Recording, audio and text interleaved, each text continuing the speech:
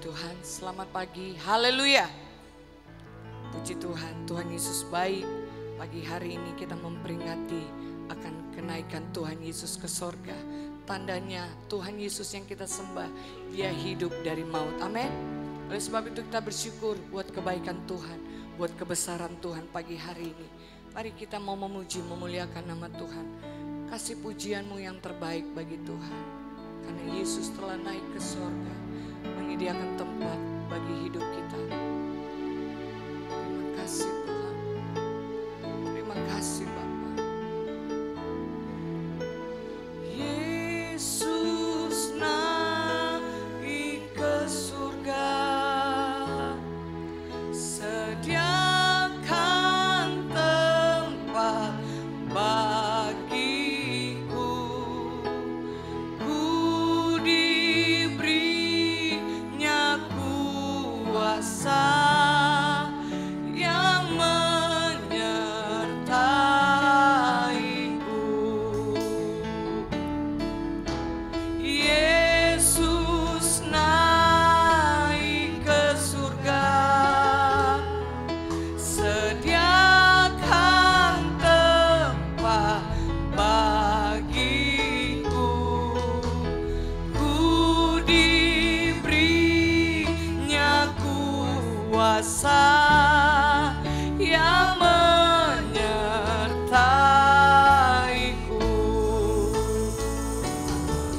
Roh Kudus mengalir,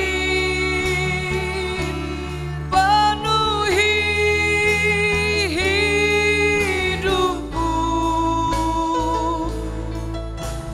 Kekuatan penolongku, berkuasa atasku. Roh Kudus mengalir, sembuhkan dan pulihkanku dengan kuasa-Mu. Roh Kudus, hidupku menang. Haleluya. Mari angkat pujian ini sekali lagi. Oh, Yesus naik ke surga, sediakan tempat bagiku. Ku diberinya kuasa yang menyertaiku. Yesus naik ke surga, Yesus naik ke surga, sediakan tempat bagiku. Ku diberinya kuasa yang menyertai. Nyatakan di hadapan Tuhan, Roh Kudus mengalir. Roh Kudus mengalir, penuhi hidupku. Kekuatan penolongku, berkuasa atasku. Roh Kudus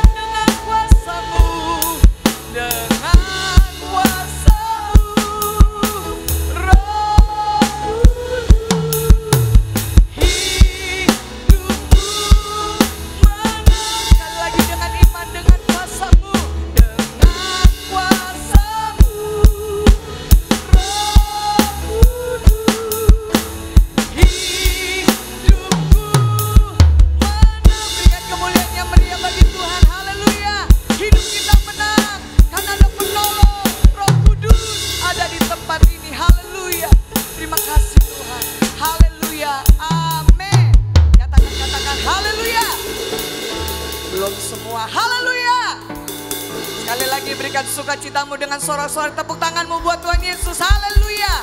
Tuhan Yesus kita hidup, amin. Katakan kanan kiri, saya diberkati Tuhan pagi hari ini. Karena kebangkitan Tuhan hidup pagi hari ini. Mari, ada hari esok yang Tuhan janjikan bagi setiap kita. Amin.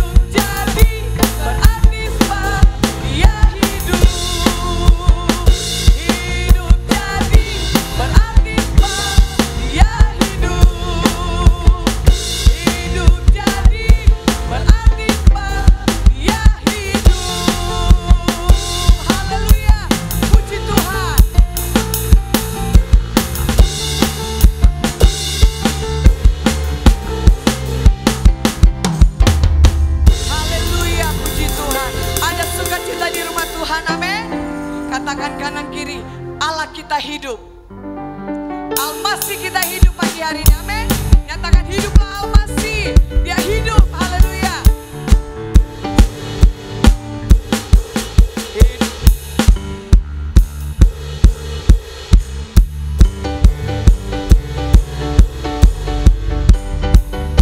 Hidup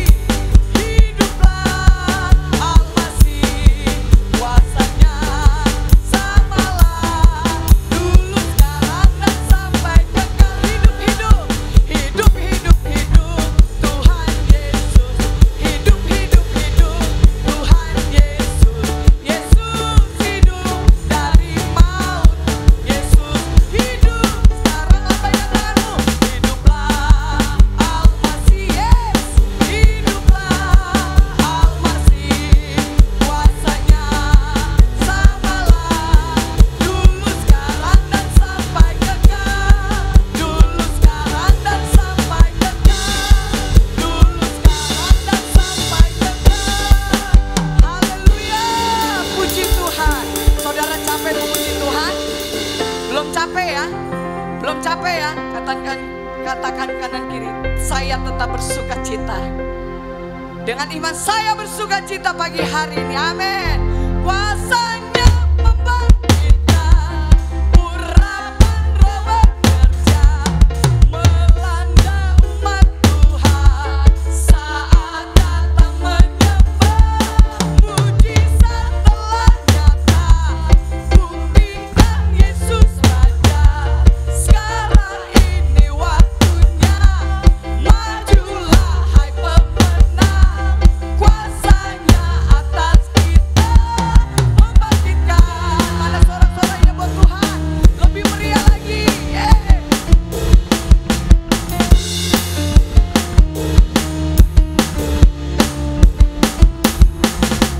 Sangkakala berbunyi, tanda panggilan kudus dari seluruh bumi, terdengar suara Kristus bangkit. Bangkitlah hai tentara Tuhan,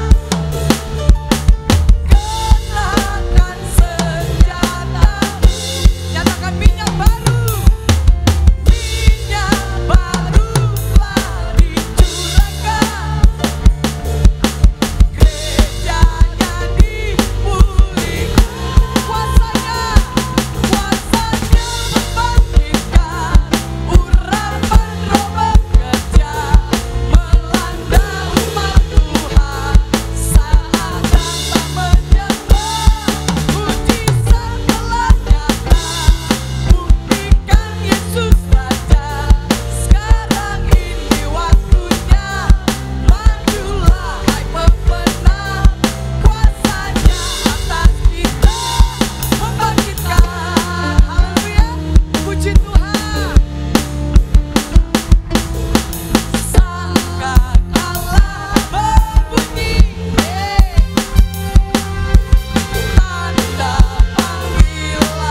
kudus dari seluruh bumi, terdengar suara Kristus. Mari bangkit, bangkitlah hai tentara Tuhan,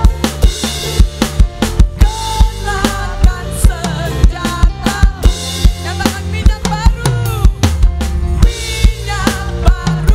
telah dicurahkan, gerejanya dipulihkan, nyatakan kuasanya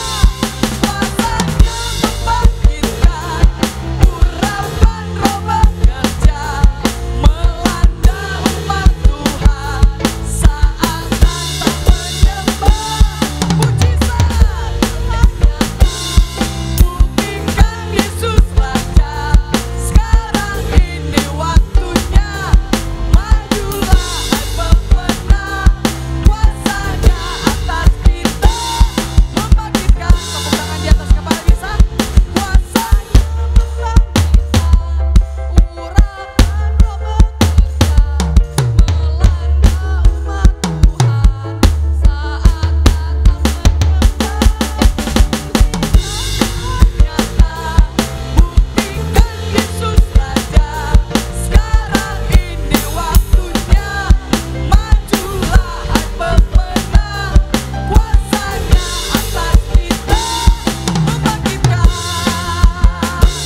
kuasanya atas kita, membangkitkan, kuasanya atas kita, membangkitkan. Haleluya.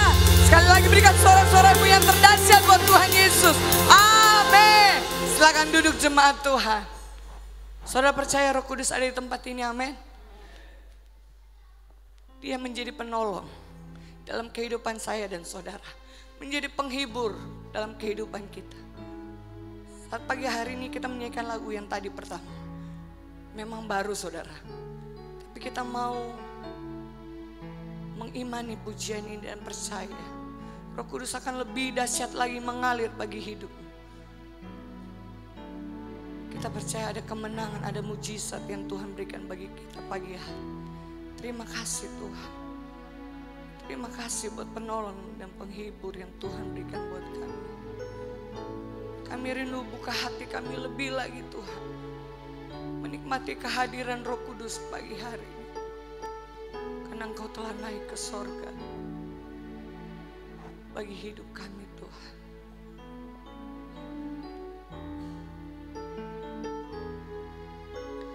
Yesus naik ke surga, sediakan tempat bagiku, ku diberinya kuasa yang menyertaiku.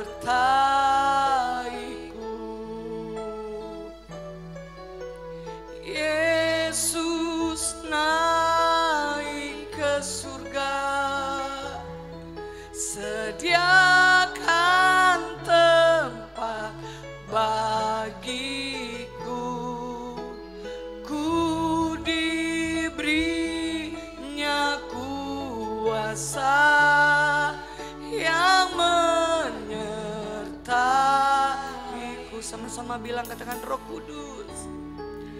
Roh Kudus mengalir,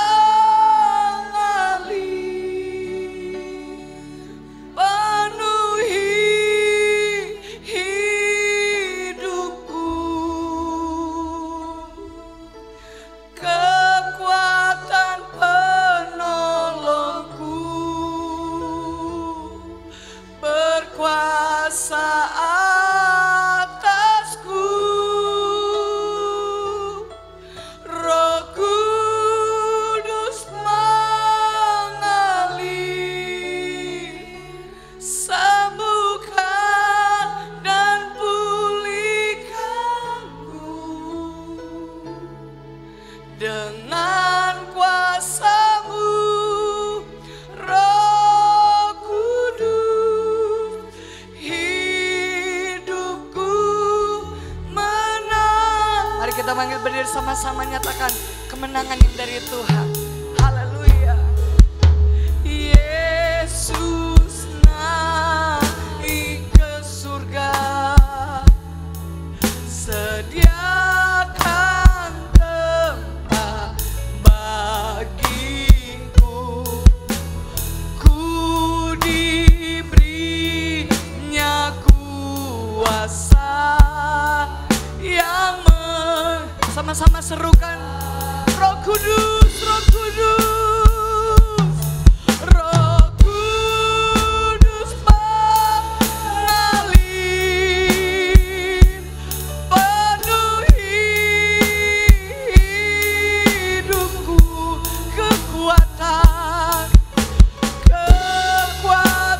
penolongku, berkuasa atasku, berkuasa atasku. Roh Kudus mengalir,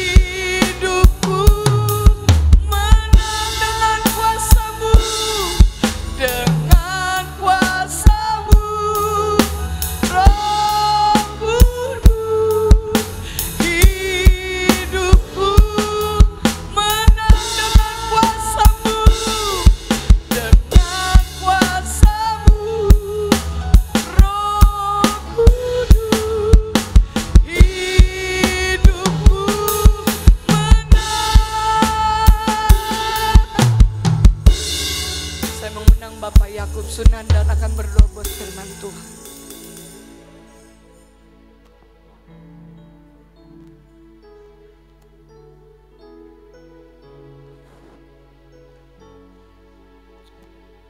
Haleluya Tuhan, haleluya, haleluya. Kami bersyukur Tuhan, kami bersyukur pada siang hari ini Tuhan, kami bersyukur. Haleluya Tuhan, haleluya, haleluya. Bapa kami dalam surga, pada siang hari ini Tuhan, kami sudah meninggikan Engkau. Kami sudah memuji dan memuliakan Engkau ya Bapa. Engkau layak kami puji ya Tuhan. Terima kasih Tuhan, terima kasih atas kelahiran-Mu, atas kematian-Mu Tuhan, atas kebangkitan-Mu bagi kami ya Tuhan, untuk mengenapi firman-Mu ya Tuhan. Tapi pada pagi hari ini Tuhan, kami akan menerima kebenaran firman-Mu biasa. Sucikan, kuduskan hati kami ya Tuhan. Ampuni segala dosa dan kesalahan kami Bapa. Biarlah firman-Mu yang akan ditaburkan melalui hamba-Mu Tuhan. Biarlah menegur hati kami pribadi lepas pribadi ya Tuhan. Tanpa firman-Mu kami sia-sia Tuhan. Karena firman-Mu menjadi pelita dalam kehidupan kami ya Bapa. Kami bersyukur Tuhan, kami bersyukur kami masih bisa mendengarkan kebenaran firman-Mu pada siang hari ini Tuhan. Kami berserahkan Tuhan, hamba-Mu yang akan menyampaikan kebenaran firman-Mu. Engkau rapi dengan kuasa Roh Kudus-Mu. Hanya di dalam nama Tuhan Yesus Kristus kami sudah berdoa dan ucap syukur. Haleluya. Amin. Puji Tuhan, haleluya. Ada haleluya pagi hari ini. Puji Tuhan. Hari ini adalah hari yang spesial karena kita di Indonesia diberikan kesempatan yang begitu baik oleh pemerintah karena diberikan tanggal merah, saudara. Tidak ada tanggal merah waktu saya ada di Amerika, Yesus naik ke sorga. Kalau pemerintah memberikan tanggal merah, itu berarti bentuk penghargaan buat kita sebagai umat Kristiani bisa memperingati kenaikan, bukan Isa Al-Masih lagi, sudah diganti dengan kenaikan Tuhan Yesus Kristus. Dan berbicara kenaikan Yesus Kristus, ini adalah sesuatu yang spektakuler, saudara. Coba kita mundur dulu dari awal penciptaan dunia, dimulai dari diciptakannya oleh firman. Lalu berjalan waktu 1000-2000 tahun berikutnya, ada banyak hal yang spektakuler, hal-hal yang di luar dari hal yang harus terjadi atau seperti biasanya, tetapi justru yang kita pelajari di dalam Alkitab adalah hal-hal yang selalu berseberangan. Nanti saya akan jelaskan, saudara. Kalau saudara lagi melihat kelahiran Yesus, itu pun sesuatu yang sangat berbeda. Allah menjelma menjadi manusia, lalu dia hadir dalam kesederhanaan. Walaupun dia raja, dia Allah, dia raja, tetapi hak sebagai Allah itu bukan sesuatu yang dipertahankan. Kalau dia Allah, dia raja, dia lahir harus seperti raja. Tidak, saudara. Dia lahir di kandang yang hina dina. Lahirnya pun itu dimulai dari penolakan pertama dan penolakan seterusnya. Bahkan ketika dia lahir, dia bukan lahir di kasur yang empuk. Semiskin-miskinnya manusia, semiskin-miskinnya saudara, tidak akan tega kalau istrimu atau anakmu lahir di kandang binatang. Tetapi Yesus lakukan itu menunjukkan bahwa dia menempatkan diri serendah-rendahnya. Tidak ada hak lagi dia sebagai Allah, tidak ada hak lagi dia sebagai raja menunjukkan kerajaannya, kehebatannya ketika dia lahir. Bahkan ketika dia sudah lahir, Herodes ingin membunuh dia, bayangkan saudara. Hidup Yesus penuh dengan kecaman. Hidup Yesus penuh dengan tantangan, berat saudara. Nggak mudah. Mau menyelamatkan dunia itu nggak mudah saudara. Apa selesai sampai di situ? Oh tidak. Kalau saudara pelajari perjalanan pelayanan Yesus 3,5 tahun, penuh dengan hal-hal yang berat. Dia ditolak, dia dibenci. Sampai akhirnya murid-muridnya yang 3,5 tahun ikut Yesus, bersama Yesus, tidur bareng, makan bareng. Maaf bicara, cuma buang air aja nggak ditulis di Alkitab. Tetapi toh murid Yesus akhirnya meninggalkan Yesus. Dia ada dalam kesendirian. Dia naik salib seorang diri. Nggak ada yang temenin dia. Nggak ada yang bersama dengan dia. Itulah Yesus. Makanya hari ini seharusnya perayaan kita sama seperti lahirnya Yesus. Karena apa artinya Bethlehem tanpa Golgota? Apa artinya Golgota tanpa kenaikan Yesus? Tetapi kita lebih memilih Natal lebih hebat daripada Paskah, daripada kenaikan Yesus. Ada satu tema yang saya mau bagikan pada pagi yang berbahagia ini, coba ditunjukkan. Dalam bahasa Inggris berkata opposite atau berlawanan. Berlawanan selalu konotasinya itu negatif. Tetapi hari ini saya ingin berbicara tentang berlawanan yang positif.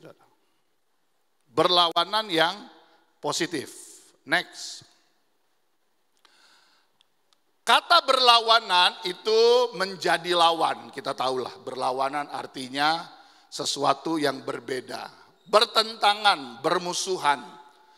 Tidak pernah cocok. Ya, berbeda pendapat dan sebagainya. Next. Tolong dibaca, ada Siva di sini? Ada Siva hari ini? Siva tukang baca.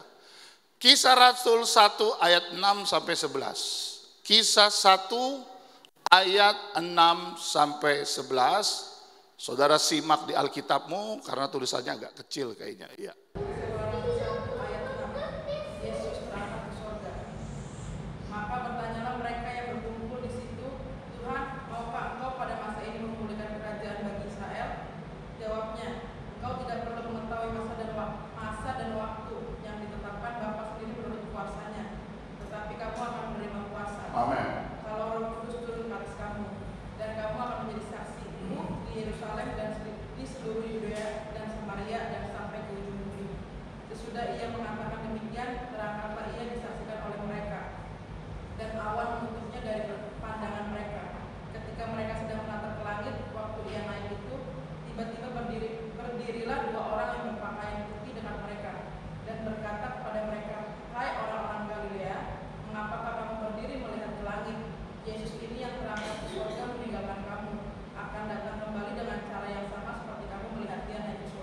Ya, puji Tuhan. Silakan duduk. Terima kasih. Setelah Yesus menyelesaikan pelayanannya di bumi, dia sudah mati, dia bangkit pada hari yang ketiga, dan selama 40 hari dia berkeliling menunjukkan kepada murid-muridnya dan pengikutnya bahwa apa yang dia janjikan itu tergenapi. Dan penggenapan firman Tuhan berbicara apa yang Yesus lakukan ini adalah nomor 4.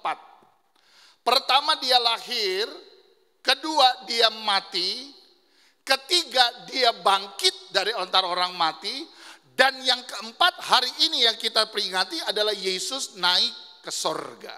Nah, tadi ayatnya berkata bahwa aku akan meninggalkan engkau. Kapan pemulihan Israel terjadi? Tadi dikatakan, kamu gak perlu tahu waktu dan saatnya. Tetapi dikatakan bahwa ayat yang ke-8, firman Tuhan berkata, kamu akan menerima kuasa kalau Roh Kudus. Sama-sama katakan Roh Kudus.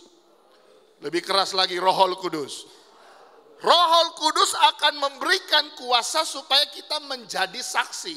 Nah, saudara, disinilah terjadi pertukaran zaman. Ketika Yesus naik, lalu nanti Roh Kudus turun, zaman anak sudah selesai diganti dengan zaman Roh Kudus. Nah, Roh Kuduslah yang sekarang bekerja di tengah-tengah kita manusia. Yesus dalam keterbatasan manusianya, dia hanya melayani sekitar Timur Tengah. Tetapi ketika Roh Kudus turun, ini berbeda. Roh Kudus tinggal di dalam hati setiap manusia yang percaya kepada Tuhan. Katakan amin, saudara. Nah, dia naik ke sorga. Dikatakan tadi, hai orang Galilea, mengapakah kamu berdiri melihat ke langit? Kata melihat ke langit artinya benar-benar Yesus itu naik ke sorga melawan gravitasi, hukum gravitasi dunia. Kalau benda dilempar dari atas pasti akan jatuh ke bawah, tidak mungkin ke atas. Inilah kehebatan, inilah kedahsyatan daripada Tuhan Yesus. Saudara bayangkan, untuk mempersiapkan satu Apollo naik ke bulan, untuk mengirim satelit dibutuhkan waktu yang lama, dibutuhkan biaya yang besar. Bahkan saya nggak tahu berapa banyak bahan bakar yang disediakan untuk mendorong suatu pesawat yang besar terbang melewati bumi. Tetapi Yesus dengan kuasa kenaikannya, dia bisa naik ke sorga dan dilihat oleh murid-muridnya. Kurang lebih 500 pasang mata waktu itu melihat Yesus naik ke sorga. Siapa yang percaya pagi hari ini Yesus naik ke sorga? Katakan amin, saudara. Dia naik bukan ke tempat lain, artinya begini. Kalau dia naik ke sorga, karena memang sorga itu punyanya dia. Sorga itu miliknya dia, dan dia juga berasal dari sorga. Oh, nggak ada amin, saudara ya. Haleluya. Next. Makna kenaikan sekarang. Nomor 1. Tadi saya sudah singgung. Yesus melawan gravitasi bumi. Apakah cuma Yesus yang melawan gravitasi bumi?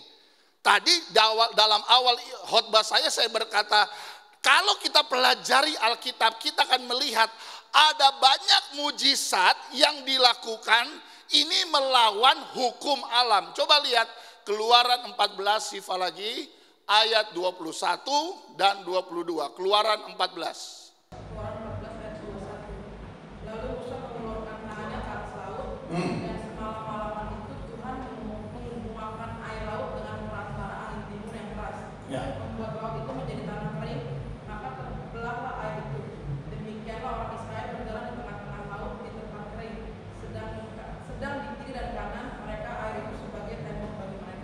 Ketika bangsa Israel terjepit, kanan kiri gunung bukit, di depan laut Kolsum. Di belakang ada tentara Mesir yang ingin mengejar. Di dalamnya ada Raja Firaun yang akhirnya marah. Kesal kenapa bangsa yang tadinya menjadi budak sekarang harus keluar. Tetapi mereka dalam posisi terjepit. Hari ini mungkin saudara mengalami posisi terjepit.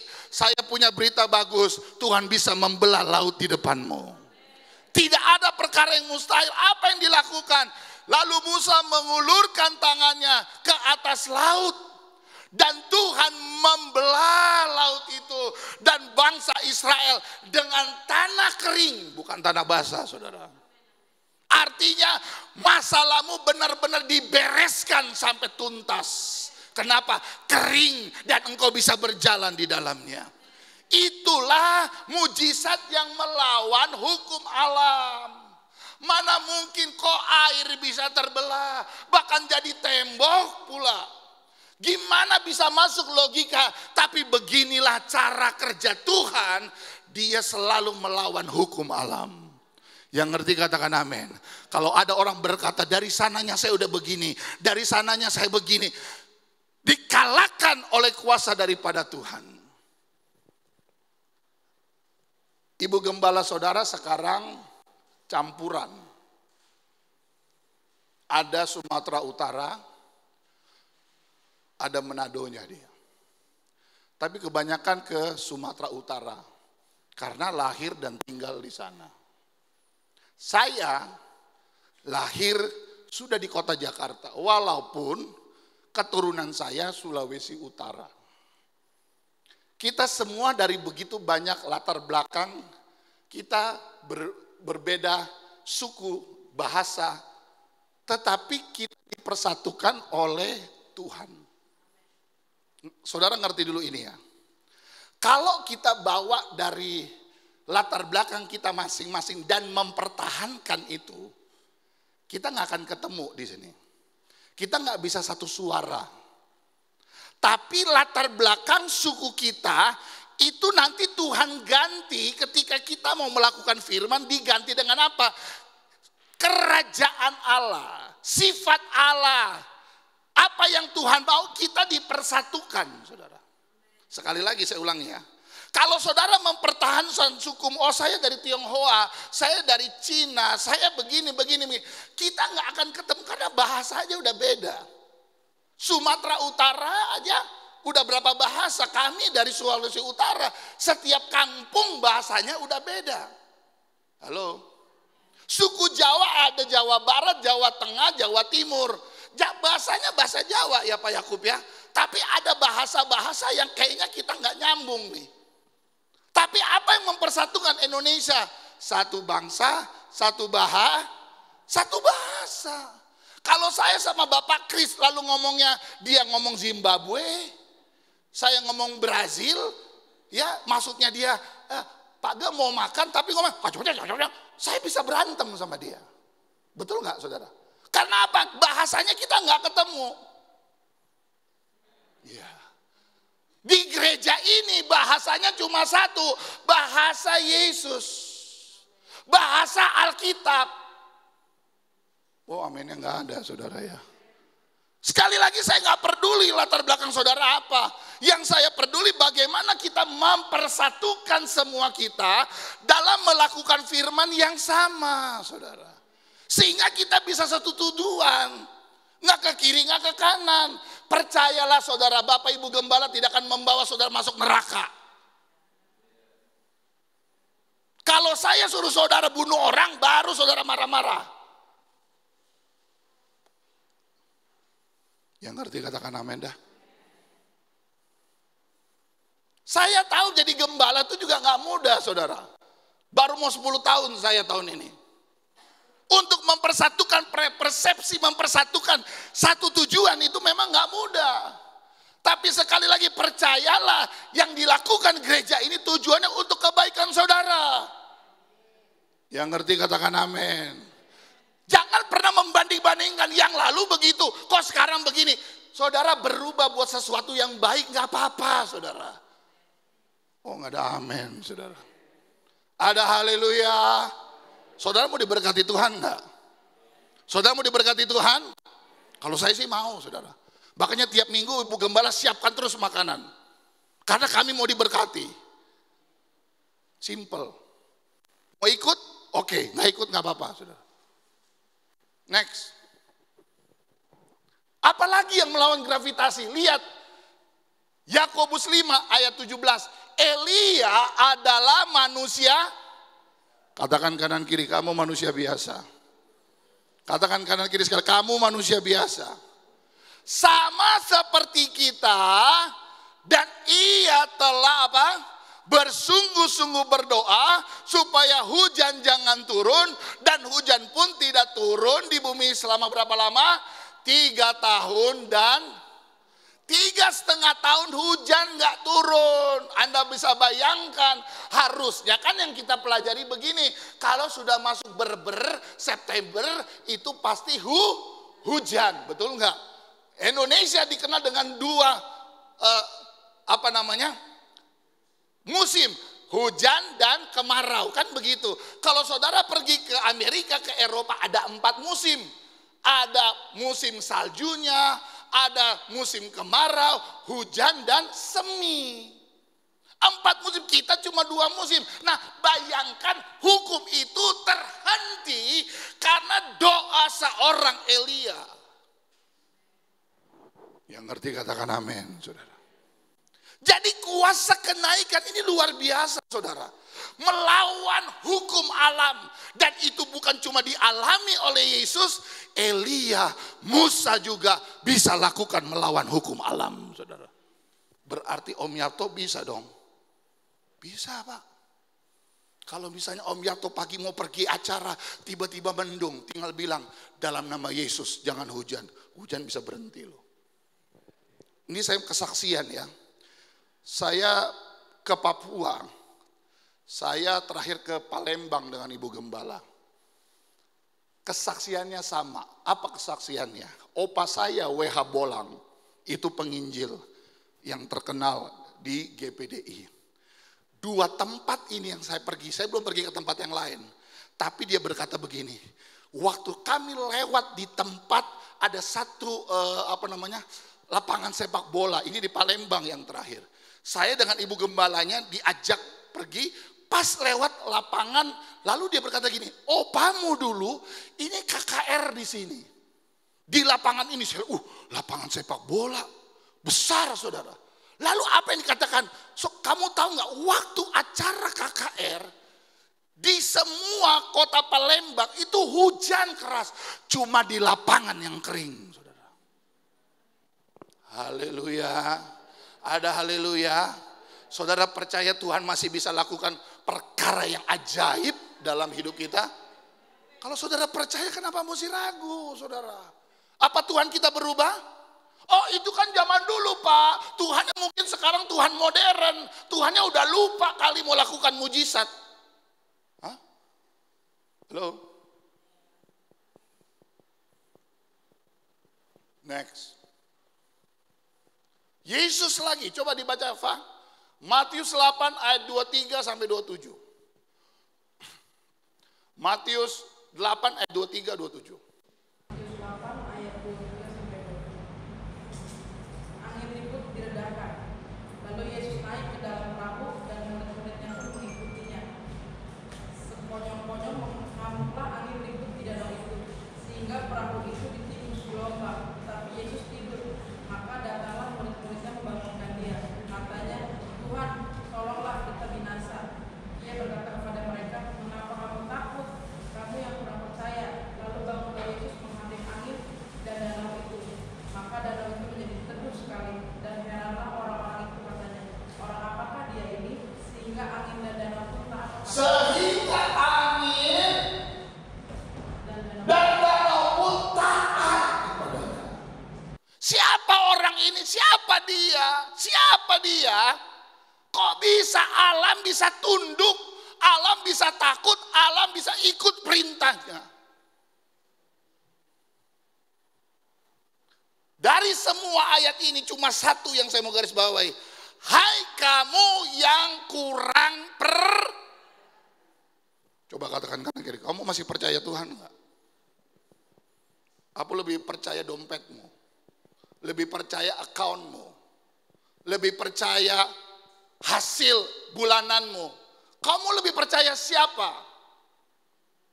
Logika akan berkata begini, murid-murid menghadapi angin, menghadapi gelombang, pasti mati. Selesai. Itu hukumnya. Orang yang sudah menghadapi tantangan pasti akan berpikir begini, udah deh, udah nggak tahu mau gimana, udahlah mati aja gua. Untung saat itu ada Yesus, walaupun Yesus dilupakan. Yesus ada di buritan, ngapain?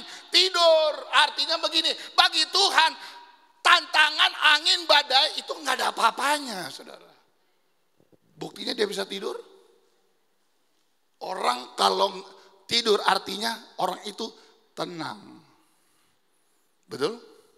Coba saudara kalau malam nggak bisa tidur, apa? Karena banyak pikiran kan. Memikirkan sesuatu, ada masalah, Anda nggak bisa tidur. Karena hanya orang tidurlah yang bisa tenang dirinya, tenang.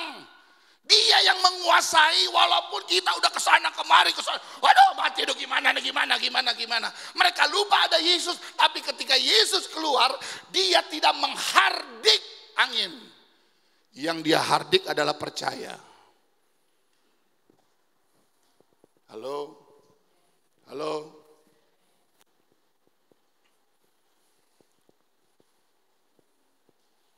Saudara, kalau saudara hitung-hitungan sama Tuhan, adalah orang paling termalang di dunia, saudara.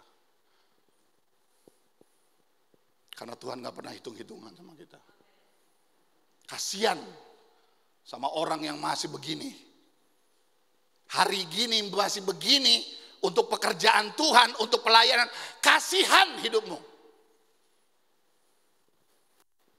Dan saya selalu berkata, ingat, ini saya gembala, saudara. Tidak ada orang pelit yang masuk surga, saudara. Takut, nggak bisa, nanti saya mau makan apa? Itu orang dunia. Kalau di gereja ini masih ada orang seperti itu, sorry, tingkat level rohanimu masih rendah.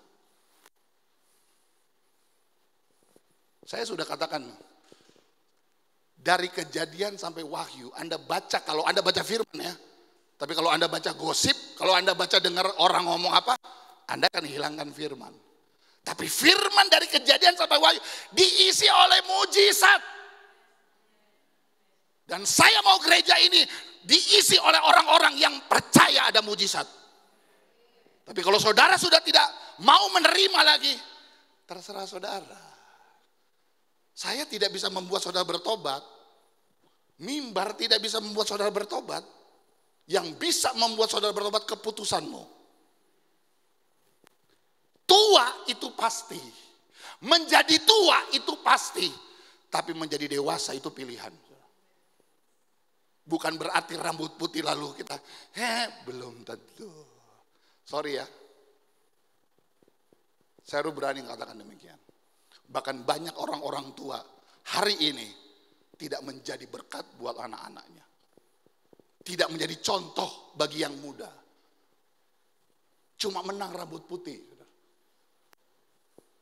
Sayang, sayang.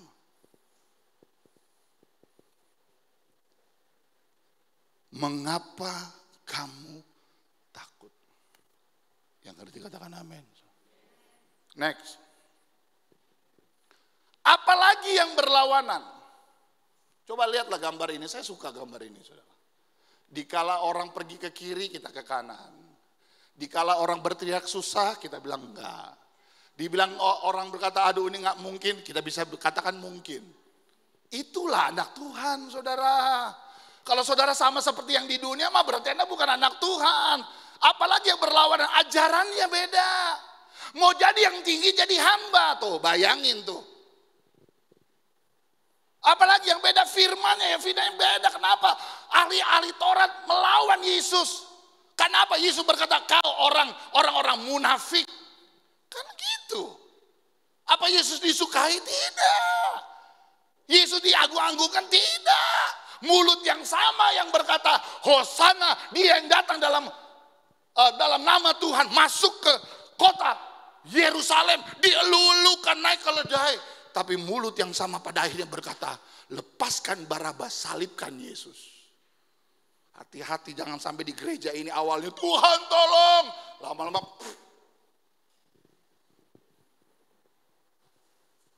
hati-hati saudara ya. Saya gembala cuma kasih warning saudara. Dulunya menggebu-gebu, dulunya cinta Yesus. Pada akhirnya saudara akhirnya menghina Tuhan. Mujizatnya tadi saya sudah bilang. berlawanan. Jalannya, orang maunya jalan lebar, Tuhan kasih jalan sempit. Beda nggak? Beda, saudara. Kuasanya, iya beda. Yang lain pakai kuasa iblis, pakai dukun, Tuhan pakai kuasanya. Dan sebagainya. Next, makna berikutnya. Yohanes 14 ayat 1 sampai 4. Coba Pak baca Pak. Yohanes 14 ayat 1 sampai 4. Makna kedua.